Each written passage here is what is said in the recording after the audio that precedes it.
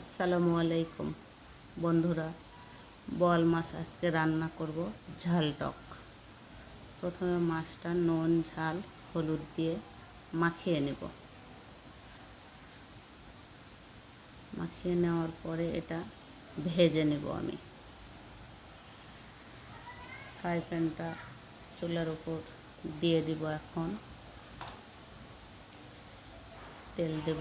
তেল গরম হওয়া পর্যন্ত একটু অপেক্ষা করব। তেলটা গরম হয়ে গিয়েছে, এখন মাছটা দিয়ে দিব। মাছটা হালকা বাদামি করে ভেজে নেব।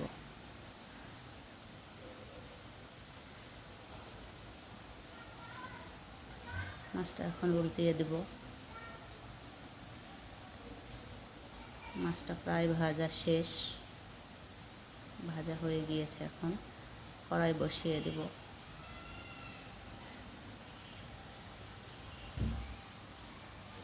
কড়াইয়ে এখন আমি সরিষার তেল দিয়ে দিব। সরিষার তেল খাওয়া স্বাস্থ্যের জন্য খুবই ভালো। তেলটা গরম হয়েছে, পেঁয়াজ কাঁচামরিচ দিয়ে দিলাম। একটু নাড়াচাড়া করে নিব।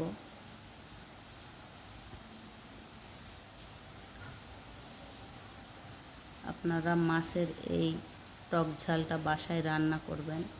আমার এই রান্নাটা দেখে দেখে রান্না করতে পারবেন। খেয়ে দেখবেন অনেক মজা।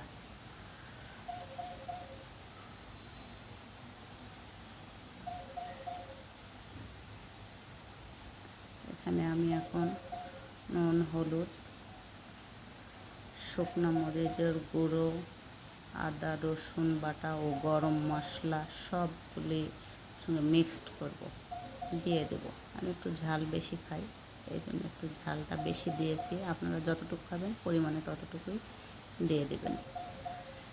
এটা এখন একটু নাড়াচাড়া করে নেব।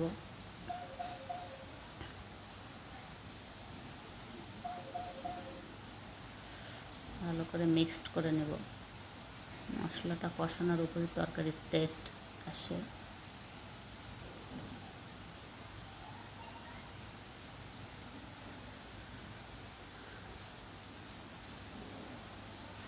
ভালো করে কিন্তু কষিয়ে নেবেন এবং মাছটা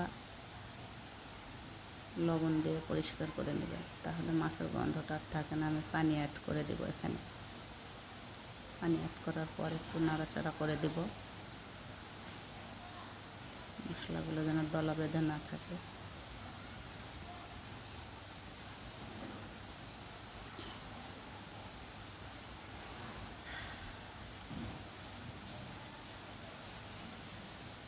কিছুক্ষণ আমি অপেক্ষা করব।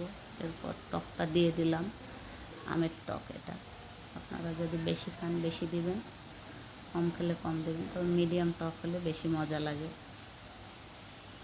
যে কোনো মাছের সঙ্গেই খেতে পারবেন। আমার এটা বোয়াল মাছ। এখন আমি এটা ঢেকে দিব। বলক আসা পর্যন্ত একটু অপেক্ষা করব।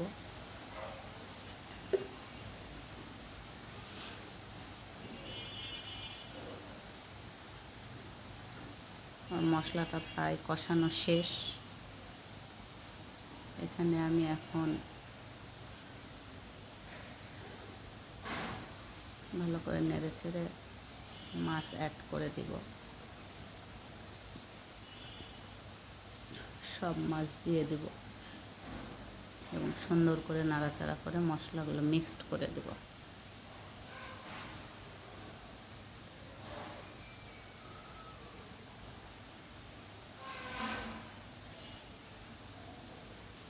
দেখুন তরকারির কালারটা এখনই অনেক সুন্দর এসেছে।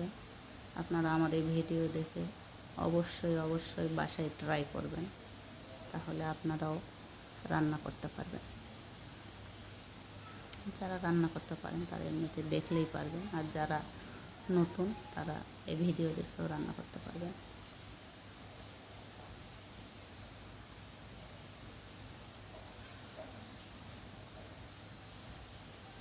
মাছটা ভালো করে একটু কষিয়ে নিতে হবে। এখানে আমি এখন একটু ঝোল দিয়ে দেব।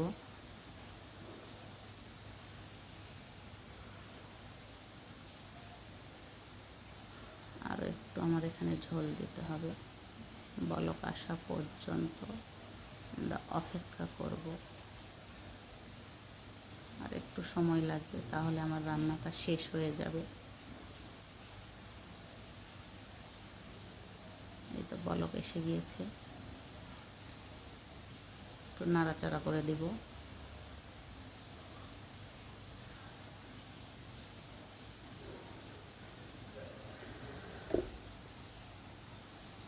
আমার রান্নাটা দেখে প্লিজ বাসায় আপনারাও ট্রাই করবেন, আপনাদেরটা আরও মজা হবে, আমার রান্নার চেয়েও হয়তো আরও বেশি ভালো হবে।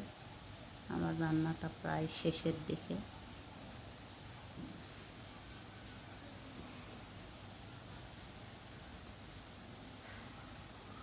আমি এখন একটু ভাজা জিরা গুঁড়ো ও ধনিয়া গুঁড়ো একসঙ্গে দিয়ে দিলাম এবং মিক্সড করে দিচ্ছি। এখন আমার রান্নাটা শেষ, ঢেলে নিব। দেখুন রান্নাটার কালার কত সুন্দর এসেছে, কালারটা অনেক সুন্দর এসেছে।